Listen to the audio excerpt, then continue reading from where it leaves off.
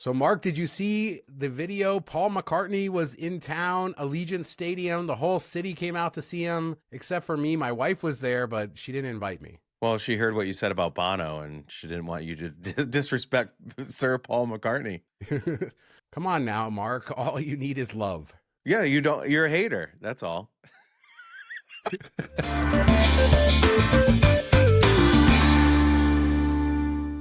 Speaking of hating Mark, Taylor Swift's new album, Life of a Showgirl, came out, and she had these activations all over the country and the world, these orange doors. And apparently one popped up in Las Vegas at the BLVD Mall. And I guess that at the end of her last concert series, she had this big orange door behind her, and her going through the door at the end of her last concert signified her new era, her showgirl era. Yeah, and there's what QR codes on this, so I'm sure there's something that you get or pop up or some type of action, which is kind of unique. And then it'll just be a Instagram photo type of spot. So it's cool that Vegas got it. It kind of fits in well there, especially with it talking about showgirl in the title and everything. But all I've heard about is the song that talks about Kelsey in a very explicit way. So I haven't heard it yet. Aren't you impressed how I knew all of that stuff about the orange door at her concert and all that? Shout out Cinnamon Girl, who explained the whole thing to me, because she really gave me a whole primer on all of it. So let's move on. Brightline, our high-speed rail, I mean, it's already under construction. Parts of it, ground construction, have started in certain areas. They're relocating utilities for the station in Vegas, plus doing work along the route. But they dropped some news. Mark just keeps with the quotation marks, but $21 billion is the new price tag. I think the last time we heard it was $12 billion. Now it's up to $21 billion. They secured $5.5 billion already, $2.5 billion in bonds, another $3 billion in a grant. And then they were seeking a $6 billion loan from the government, and they still are, which would have gotten them basically to the 12, but now it's 21. So where's this money going to come from? I mean, everybody already got their bags. You know, this is all just getting laundered somewhere or something. I'm just guessing here. Sounds very similar to another train project that also came from California that a lot of money was spent, nothing was built. So I don't know. This is crazy. I just don't understand how this is so difficult and how they haven't done anything and the price is already ballooned to this level. I mean, there's a lot of empty road out there or empty land out there that they're building the tracks on. I know it's more complicated than that, but we're not even drilling through things. We're going around things. So we've talked about on the travel show how in China they've drilled through mountains to put these trains in, and they go high speed, and we're not even doing that. And we can't struggle to put a couple pieces of track together. It just is, it blows my mind how it can double without even doing anything. And I am a supporter of this train. I think there is a need for it, but at $21 billion, I think we have to really look at the economics of this and what is going on. There is still support within the federal government for this project. The transportation secretary who trashed the California Rail project and pulled a lot of their funding does support this project. So there is some support. Maybe it will still happen, but hard to kind of not open your eyes when it jumps to $21 billion to build a train that doesn't even go all the way into LA. Yeah, and I think if they had this, it would be epic. It would be awesome if they were able to reach top speeds that you see in other countries. You could get to LA or outside of LA in 45 minutes, an hour, something like that. That would be epic and awesome. It would take a lot of cars off the road. It makes so much sense. I just don't know why it's getting so expensive to do. I don't know anything about building high-speed rail, but it seems like you shouldn't be this far off on your estimate. It's not like Brightline's never built one before. So let's talk food and brunches and Guy Fieri and $20. We talked previously about how his Horseshoe location had rolled out a $20 brunch with an add-on for all you can drink and stuff. And they've now moved it to the Link location, the Guy Fieri's Vegas Kitchen and Bar. It's about the same menu, maybe a little more limited. I didn't put them side by side just from what I remember of the other one. At $20, it's hard to argue that this isn't a good deal. You can try a few different things, $29 to add on the booze. Another great Vegas deal. Yeah, did you see the back of that menu? The drinks are like $25 each. If you don't add the add-on, that's kind of insane, but that's just where we're at. This is a great deal, and I like to see it expand. What was the guy on TikTok that got mad at Guy? Was it water was super expensive, or was it like one burger and a water was $30? So now you can get unlimited breakfast for half of what it used to cost to get a water or whatever at one of his restaurants. That's a great point. I think if you go to Chicken Guy and you got a chicken sandwich with fries and a drink, I bet it's more than $20. So, I mean, there you go. And as with anything, if you can just cut out the booze in Vegas, you can get a good deal. Just stop drinking. It sounds so easy. No fun. What about a car wash that is haunted? Does that sound fun? It sounds fun to me. And when I saw this, I got so excited. This isn't going to be on the strip, but they're calling it the Tunnel of Terror. And this is from a car wash company called Tommy's Express. And they have one location in the Northwest, one out in Henderson over by Sunset Station. And they are going to, I wonder how people can be in the car wash with all the equipment, but they say they're going to have people dressed up as characters. It's going to be all haunted in there. And then you just drive through the car wash. Your car is clean in the end. You get scared. It costs $20. I mean, I feel like $20, you get the car wash plus all of this. They are going to do it twice. They're going to do it October 17th to 19th and 24th to 26th from 6 p.m. to 9:30 p.m. I hope there's not long lines, but there probably will be. I think there's Tommy Expresses like everywhere. I know we have some here. I think this is awesome. And you normally are paying $10 or so for a car wash, so you're not adding that much more to it.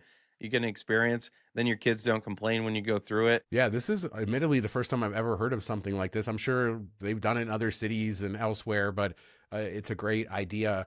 But let's stay on haunted. A great idea. Whiskey Pete's has been closed now for a while, and it is known as a haunted hotel. And I think it's been on some different TV shows that talk about haunts and stuff like that. Well, when you have the hotel closed and no revenue coming in, what do? You sell ghost tours. Starting October 10th, you can go on a Whiskey Pete's ghost tour, $175 for this. And they describe it: step inside the haunted halls of Whiskey Pete's Hotel and Casino for a real paranormal investigation experience. This historic property has long been shrouded in ghost stories, eerie encounters, and unexplained activity. I guess they give you like real professional ghost hunting equipment to go see what you can spot. You have to do this. Are you going to do this? Please do this. I think this is awesome. We should do it when you come to town. I'm too scared to do it by myself. It will be done by the time I get there, but I think this is an awesome idea. I mean, $175 is a lot of money. I don't think there's a ton of value there, but it is an hour and a half. You get to kind of learn the history of it. You're in a vacant casino by yourself, like everybody's kind of dream, like walking around a casino. I think the groups are pretty small, like around 20 people, and you get to hear the history, walk through, test things, all this stuff. My son would like love to do this, so I might have to plan a trip around just doing this, but I think it's such a good use of the space. I don't know why nobody else has done it yet, and this could be fun. Now they just need to put a Spirit Halloween in the front, and then bang, they're the go-to Halloween spot. Yeah, they could put some haunted mazes over at Buffalo Bill's. They could just lean all into this, the Haunted Prim experience in October. But yeah, if anybody has done this, I mean, it hasn't started yet, but if anybody's planning to do this, let us know. I'll see about, maybe I can't guarantee I'll go out there, but it looks like a really fun and unique thing and a great way to take a shuttered casino and turn it into something else. Yeah, and I love that it has a history of this, and they've had shows there and everything, so it just kind of fits, and hope it does really well. Support it. A good use for the building. So let's move over to Rio for your reminder that you can meet Rio Rita once again from 2 to 6 p.m. on Fridays and Saturdays. We talked about that before, but I'm just so excited Rio Rita's back. But the main reason we're actually talking about them, $3 craps has now rolled out at Rio from 3 a.m. to 3 p.m. every day. Mahaffey was there. I'll put a link to his tweets where he talks about the experience. But $3 craps, I mean, rolling out the value. Yeah, it's a lot of fun. I can't remember the last time I saw $3 crap. Maybe a Gold Spike before it wasn't a casino anymore. They used to have $3 tables, stuff like that. And this is cool. We ripped on Rio for their terrible roulette bet that they added. I'm going to give them tons of credit for this. I think this is a lot of fun. Bring people in, have a good time. Only spend, you can, for $100, you can go a long way with that and have a great night and lots of laughs, lots of drinks, lots of yelling. Definitely would check it out. They also apparently have a $3 stadium baccarat with all kinds of different versions of it, including live stream versions, and they have a whole setup there that they were advertising. So clearly they are maybe struggling to bring people in, but if you're really looking for lower mins, you still get free drinks like when you're playing the craps. So, you know, they're going to treat you right, and they're hoping you're spending more money, but if you're disciplined, I guess you could do good. But this is definitely a value play, which is interesting for the future of the property. Yeah, I think this is where it should have been all along. You know, $5 table mins should have been the thing if they're trying to be that high low end or low mid tier. I don't know how you want to say it, but I think that they could have leaned in that. They would have got a lot of the younger crowd, and it filled up the place. Approachable luxury, Mark. That was their term. Approachable luxury. I don't know about that. Approachable space, big rooms. But they got Rio Rita. That's all that matters. As a reminder, we have our Patreon. $5 a month gets you access to our weekly after show, behind the channel, things we can't say here, lots of laughs, stories, all kinds of good stuff. Patreon.com/MTM Vegas for all the information. And thanks to everybody who supports us over there. Bellagio Yacht Gate, Mark. The yacht finally arrived in the fountains and stuff. This is ridiculous because on this show, we talked about what this model was, and I showed pictures of that yacht of what the model was. So everybody who watched this show knew exactly what to expect. It is called a yacht, and it is a beautiful wooden Italian boat yacht, whatever you want to call it. It looks great. It's a boat. And I just thought it was funny that everybody just trashed it, calling it a boat. I think they're calling it a yacht just because it's $3 million. It doesn't scream yacht. I guess yacht, 33 feet, so they're kind of right in that range. But normally you have a kitchen, a sleep berth, an upper deck, something like that. Yacht, has a ton more space built in. It's not just an open type of boat. I still don't understand why they spent $3 million on this thing. I think that's kind of crazy. I think you could have gotten a boat that isn't one of 18 or whatever it is and spent $500,000 and got a really, really nice boat that looks the same, feels the same, and you're cutting back everywhere else, laying off people at your low-end properties, and then you spend $3 million on this? Having said that, I think being the captain of it would be the coolest job in Vegas and driving around there. I think it'll be a fun experience. I just don't know that it's worth $3 million. But heck, man, I want to get out on that water right by the fountains. I think that's pretty awesome. Mark wants the Bellagio pontoon boat or something for the masses. Yeah, party in slow motion. Let's go. This is not what they're going for. It's very clear that there's a clientele that they want with this yacht or boat or whatever it is. But yeah, people watching the show, you already knew what this looked like because I showed you pictures of that model and you weren't surprised. I think it looked really cool. I think they did a great job on social media getting it out. They showed the captain. He did look to be having an amazing time. Yeah, there's nothing better than that. This is my dream. Jet skis on the Strip. This is the next best thing.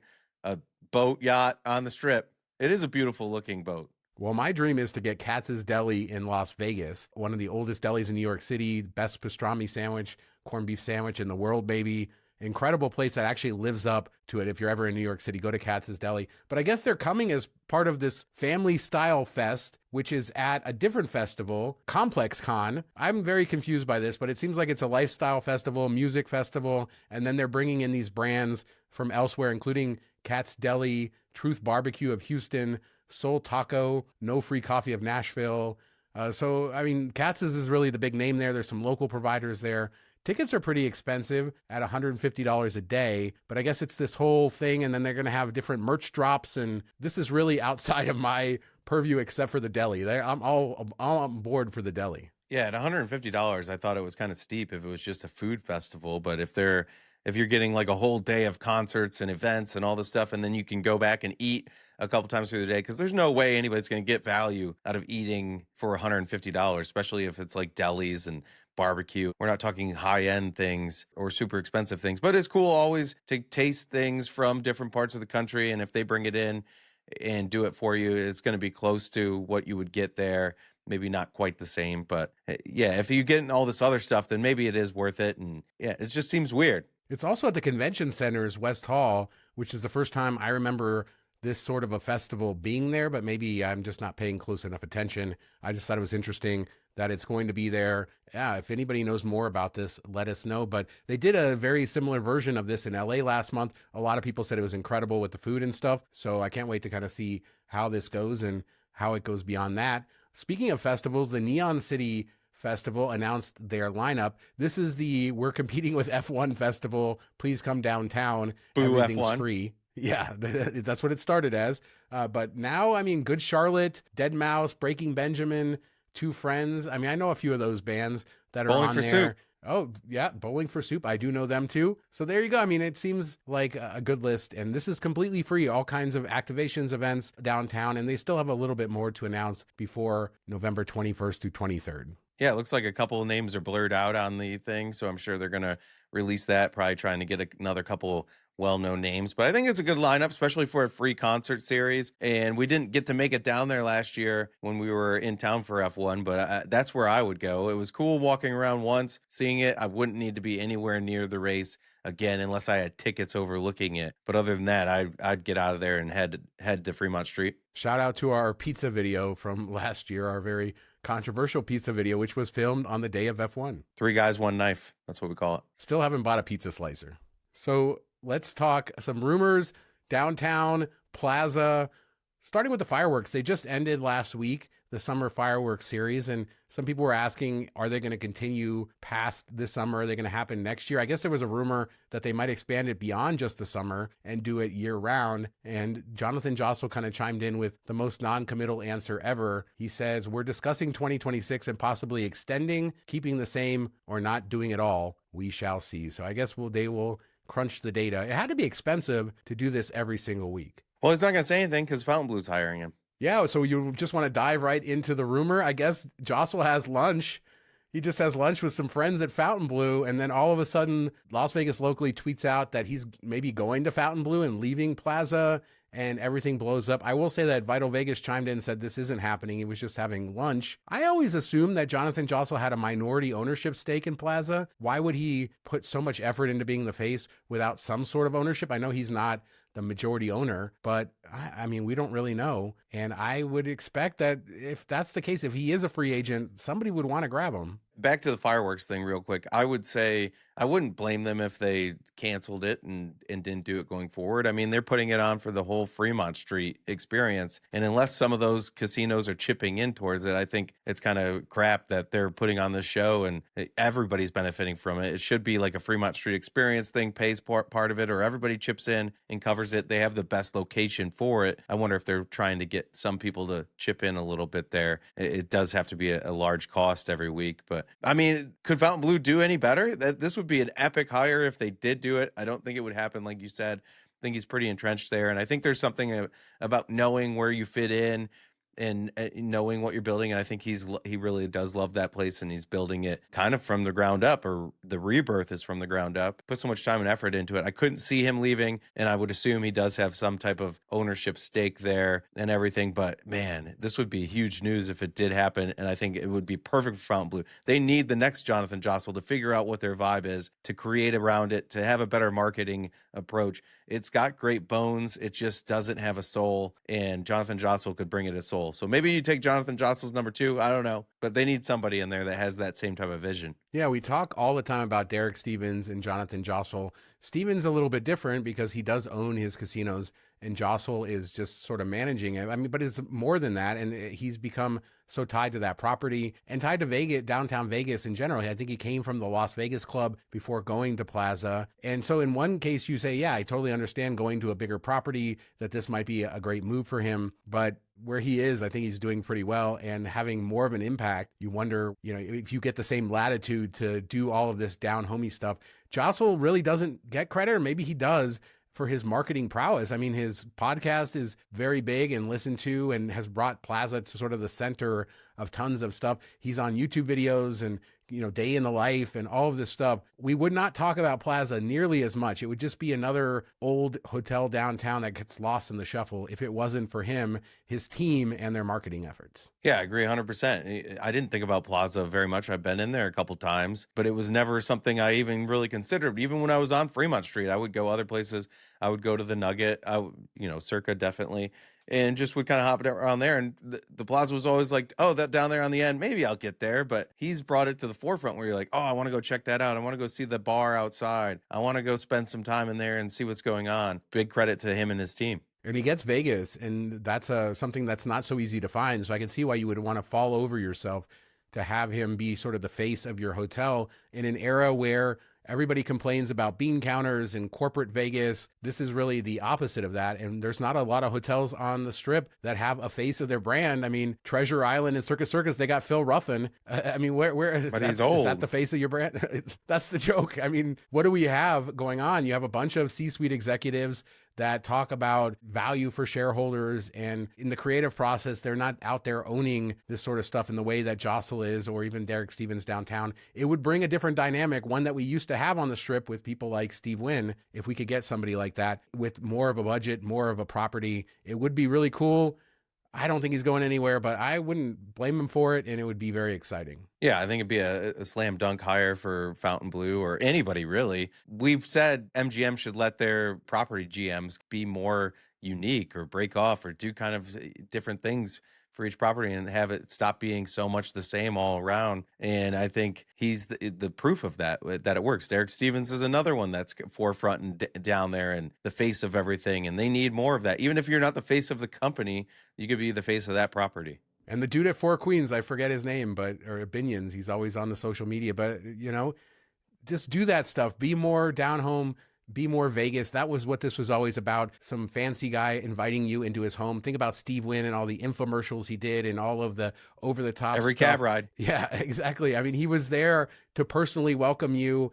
And obviously we're in a different era now, but we need that. And I think that's part of what people are missing in Vegas. They say it feels cold. They say Fontainebleau feels cold, but warm it up with some Jonathan Jossel. I don't know that. There you go. There's the sales pitch. Warm it up with some Jonathan Jossel. And put in some less bright lights. It would change the world overnight. There you go. So let us know what you guys think about anything we talked about today. Those rumors, Taylor Swift door, the Neon City Festival, Katz Deli coming to Las Vegas. Are you going to go see that? Haunted car washes. Are those a thing where you're at?